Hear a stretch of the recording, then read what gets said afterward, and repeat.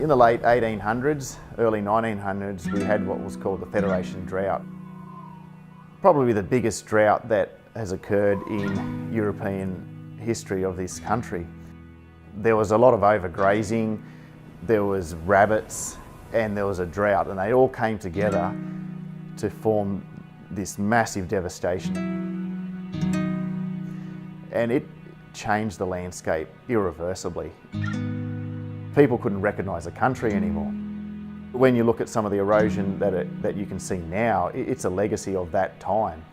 There's been a lot of natural regeneration, but there are some things that we can help with this rangeland rehabilitation program. There's still a lot of work for landholders to do, but the local land services, we help them to be able to sustainably manage their country. Luke and Sarah Mashford, we live Katalpa Station, about 50,000 hectares, about 230 kilometres northeast of Broken Hill, and we live here with our 3 kids.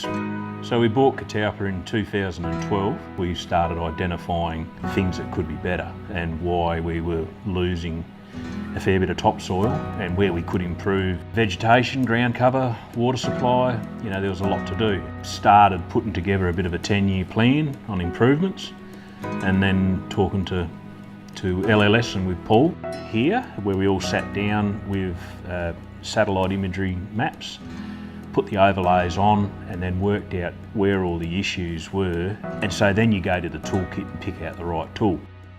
For us, it was a lot of ponding, 10 centimetre ponds, which would need a grader of some decent size and horsepower. So we went and bought our own.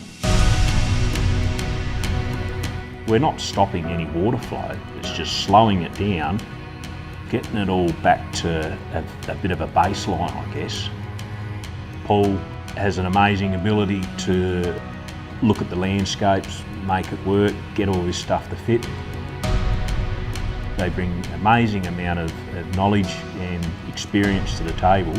We can try and drought-proof things a bit more on the fodder side, but you've really got to control your grazing pressures on it. And then start this works to get the maximum benefits from it, and we're just starting to see it now.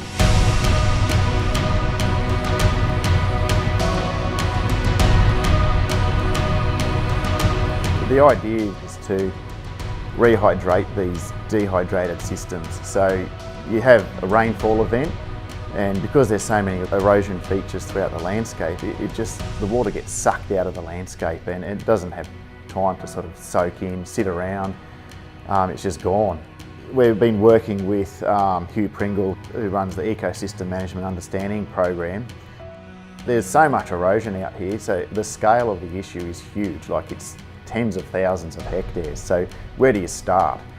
And this process that Hugh Pringle's developed, it's all about prioritising and coming up with a strategy. We look at these erosion features and try to work out, okay, how can we stop the water going down them, like spreading the water away from gullies or water ponding. You're recreating these ephemeral wetlands that were in the landscape before the erosion occurred. You get a little bit of rain now, like 20 mils of rain, and those floodplains, which were dehydrated, they were dying, they come to life now. Hundreds of acres have been flooded now, which haven't been flooded for years. It just hasn't had the water. And so it's exciting to see, like, everything's just having a big drink of water now, which it just didn't have before. And that type of work is just brilliant. It's a win-win for everyone. The native plants and animals that need that water on these floodplains, they're benefiting, they're starting to spring to life. And so you're having this dual outcome where you've got the environment benefiting and the grazing farming family benefiting as well. So it's really exciting to be involved in that type of work.